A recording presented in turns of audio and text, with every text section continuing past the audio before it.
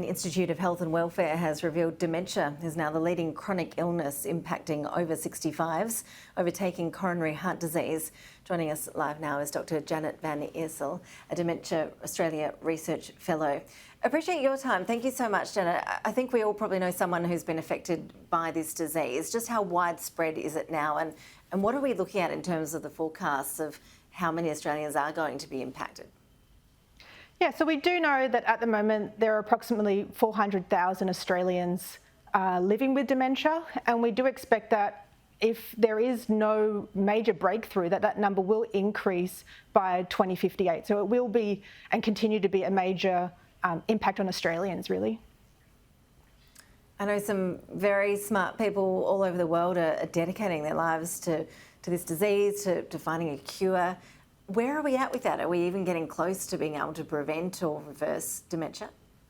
Yeah, so there was some really promising news that came out just at the end of last year. So there was a phase 3 clinical trial, and it showed that there was, with lecanemab, and it showed that there were some major improvements with this new treatment.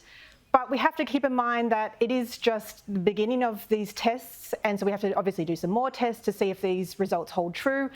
And this treatment is specific for the treatment of Alzheimer's disease. And that's good because Alzheimer's disease is one of the main causes of dementia. So Alzheimer's disease accounts for approximately 70% of cases. But we do have Lewy body dementia, vascular dementia, frontal temporal dementia, and that treatment we don't expect it to have any benefits for those types of dementia. So some good news, but it's not for all dementias, unfortunately. And when you look at the causes of dementia, is it broadly hereditary? And if it runs in someone's family, what is the best advice for people in terms of how they can try and stave it off? Yeah, it can be hereditary, but those are usually a small minority. So we do know that there are a number of risk factors that can increase your chances of developing dementia. So things like a poor diet, lack of exercise, whether that be physical exercise or even mental exercise. There can be also other diseases such as diabetes, cardiovascular disorders. Those can also help increase your risk of developing dementia.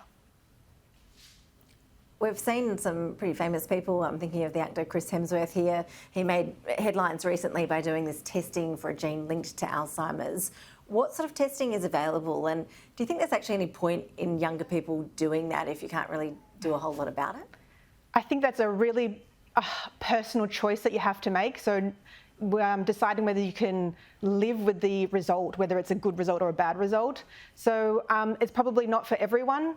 And there's not much you can do, even if you know you have the genetic cause, beyond, like I said, having a good diet and trying to maintain your physical activity and good sleep behaviours.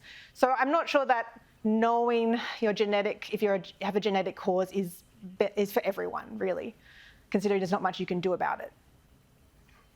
And in terms of what governments can do about it, what do you think needs to happen here? Do we need policy shifts in this area? Are we throwing enough resources and money at this problem?